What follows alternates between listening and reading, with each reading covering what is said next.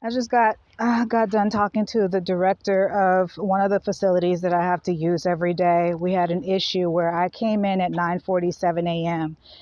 and around 10, what was it? 9:47, 10, 11:20.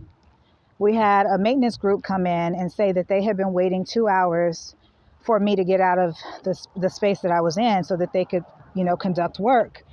And I said, well, if it's 11:20 and I got here at 9:47, that's, that's not 2 hours.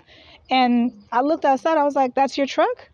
You weren't here at 9:30. I know because I watch everybody go into this building every single day.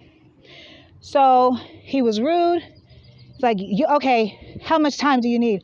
I said, I'm gonna need 5 minutes. I'm in there talking to my kid on the phone. People are trying to keep me away from my kids. So they put the people in the system, they, kind of interweave them into the system.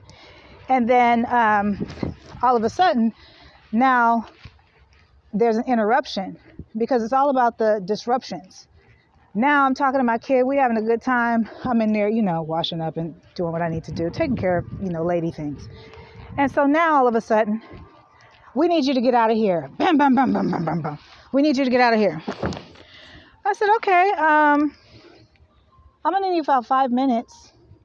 Okay, well, we've been waiting for you for about 2 hours, this and that. So long story short, I come outside, I let the man know. I said, listen, sir, I'm not sure if you know or not, but I use this facility every single day. And there are no maintenance issues that need to take place that I would know of.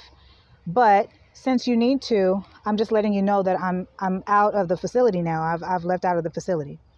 So he looks at me and he's like, yeah, we were waiting 2 hours. I said, well, sir, I don't remember you being here. I don't remember seeing your truck here. And I came here this morning and I plugged up my phone at like literally 9:47. Because when I turned my phone on, it was 9:47. I didn't see anybody here. Okay, so you're saying you were waiting 2 hours. I don't think you were waiting 2 hours because I was here and I saw who was here and who wasn't here, and you were not here, sir. So please don't lie to me. He calls me a liar and he says, you want to try me? Okay. He opens the door as if he wants to hit me with the door. And I said, I'm so happy you did that. So I went into the building. I said, I'd like to speak with a supervisor. Let's call an officer over here so that we can take care of this. This is going to be a civil issue. I'm not going to argue back and forth with this man, but we're going to document it. It's very important that you document things when you're a targeted individual, because what they try to do is they try to make it seem as if you're crazy. They try to say that you have mental health issues. They try to say that you're suffering from some form of psychosis. They try to make it seem as if whatever they can say to basically discredit your opinion or the way that you perceive the world. They'll say, oh, are you on any medication? Are you doing... No, I'm not on any medication. I don't need any medication. Actually, I just finished a whole cup of herbs, chaga, maca root, ashwagandha, reishi. I don't, you know what I'm saying? Like, I don't have any issues when it comes to my cognitive processes or the way that I see things, the way I perceive things. I saw no one here, okay, before I got here. There was no one here. And so basically this is a part of trying to create confusion so that it makes it seem as if, so you start to question yourself and you start to question your memory and you start to question things that are happening around you, because they need to make it seem as if you're either hallucinating. If you get upset, they will automatically say that you're bipolar. They'll say you're irate. They'll say you're belligerent. If you are saying something that, you're not supposed to say, oh, all of a sudden you're a schizophrenic. All of a sudden, okay, if you calm down a little bit and you know what, I'm just going to calm down. It's all good. It's fine. Okay. Now all of a sudden you have multiple personalities, whatever they can do. So let me tell you, while I was speaking to the supervisor in there, right? That was the first time I ever spoke with him. I had to let him know what I was going through. And I don't talk to people about what I'm going through, right? People online know more about what I'm personally going through from me, than I tell people in my environment.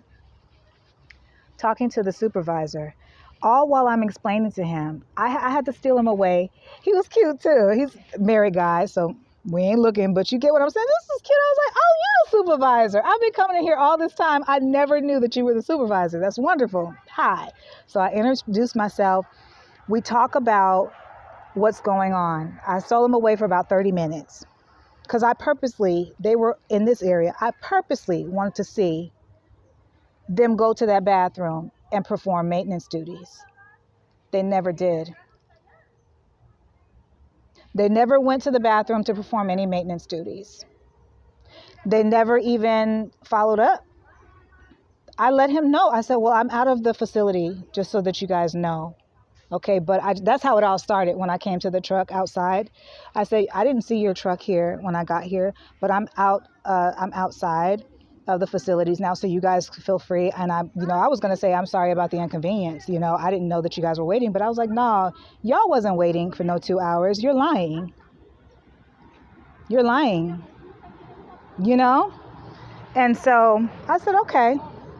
As I'm talking to the supervisor and letting the supervisor know exactly what's going on and why this has been such an issue at this point, to where I actually need to speak to him and let him know why I'm using the facility. I also broke down to him exactly what was happening. I said, let me tell you this. If he says that I've been in there for 2 hours, that is considered loitering. Even if it's a public place, that is still considered loitering. And if he comes in there and he's rude to me the way that he was, talking at me, talking down to me and all that bullshit, if he does that and then I say something back and it's triggering to me, right? And it starts all this commotion, he can call the police on me. He can say she was loitering and I'm just here as the maintenance guy, right? And we're going to need to have her removed and possibly banned from the building. And he said, shit, I didn't think about it like that. And I said, yeah, that's why this is a big deal. It seems really small, but that's why you have to make sure that you attend to people the way that you need to attend to people. Because if you don't, then guess what ends up happening? What ends up happening is you open the door for them to pull you into some shit and falsely accuse you of something so that they can further hinder your situation. And that is it, and that is all. I'll pick this up a little bit later on, you guys. I got to get going. Bye.